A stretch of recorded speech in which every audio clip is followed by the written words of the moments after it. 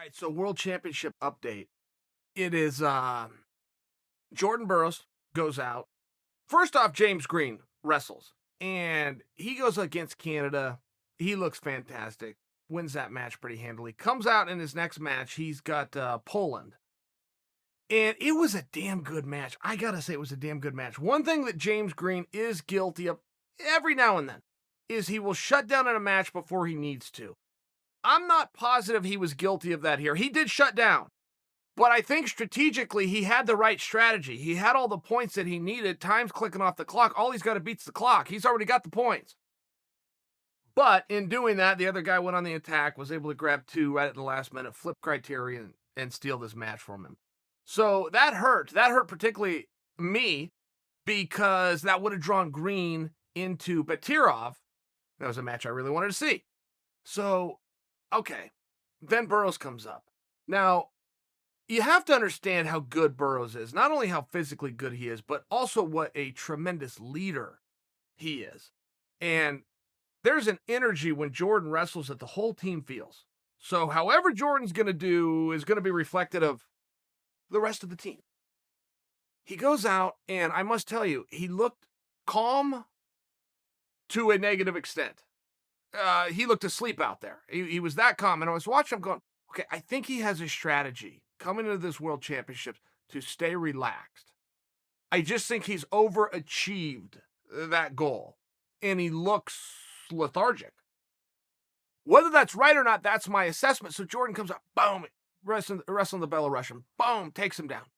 Goes right back in to score again, gets on the edge of the mat, gets chest locked, thrown all through the air, 4 points go up. Oh boy.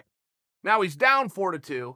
And with Jordan Burroughs, he can be down 2 and 4 and 5 points, and it's not always that big of a deal, but a lot of these wrestlers know how to hang on and hold a match, and it's just tough. It's stressful. Jordan usually gets it done, but it's stressful to watch him try to score on a guy who's not playing along. It's really hard to wrestle a guy that doesn't want to wrestle. So Jordan comes back, and he's still got this real relaxed look on his face, but he's coming back, and all of a sudden he gets taken down again.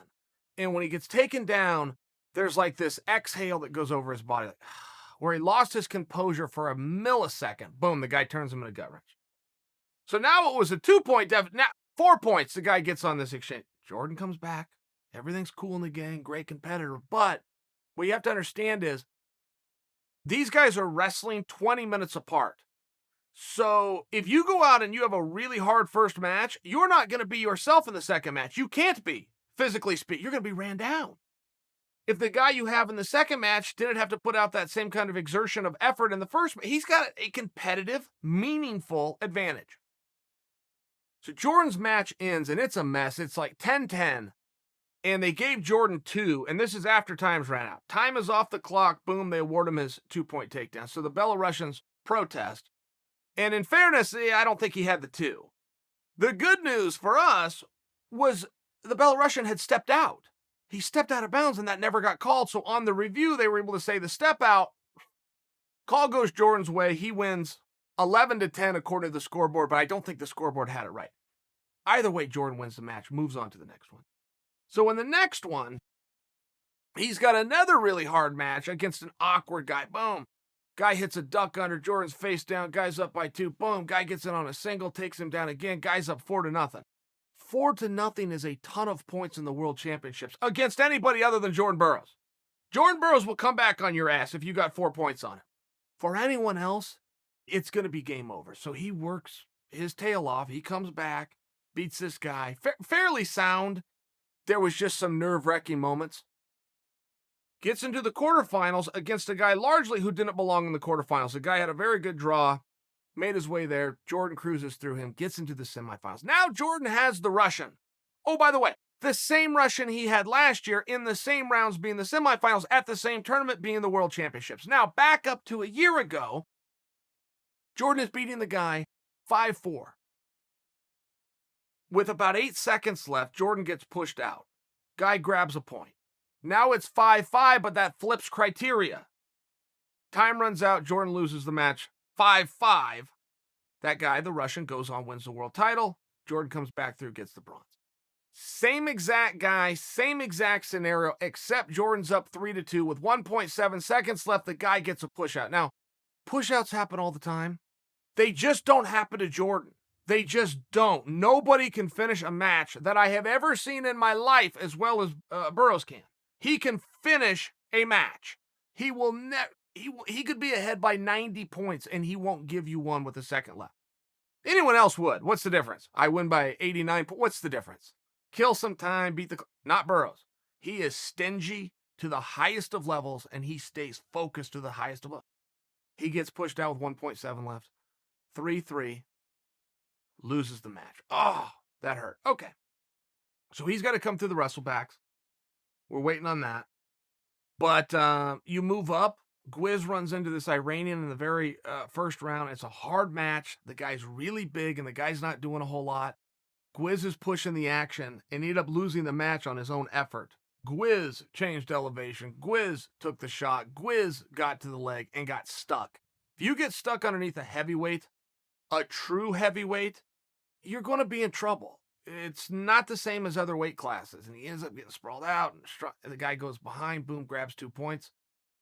Hard to watch, particularly because it was Gwiz's effort. He didn't get outworked. It was his effort. That's rules. That's the rules. I got sour grapes. I admit I got sour grapes. But as a fan, it's hard to see our guy outwork the other guy, but not have as many points. Okay. So you move into Cox. And Cox has an argument.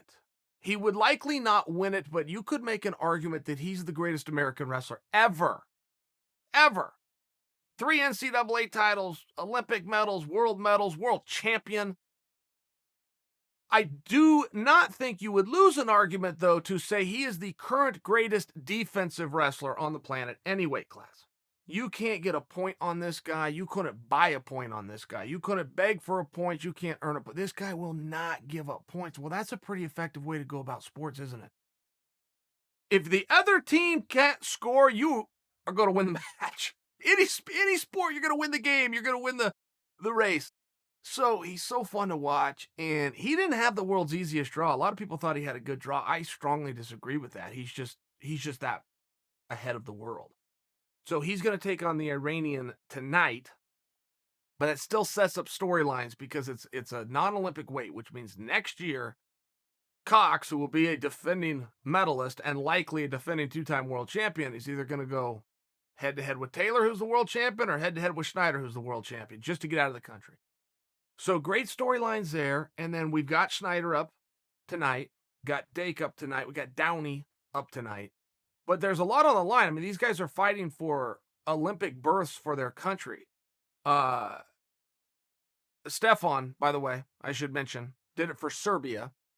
But I feel he's our own, and we should take pride. Not only is he going for a medal, but he qualified his country and himself because of their process for the Olympic Games. So we're having some fun. It's not smooth sailing, but it's not all that rocky either.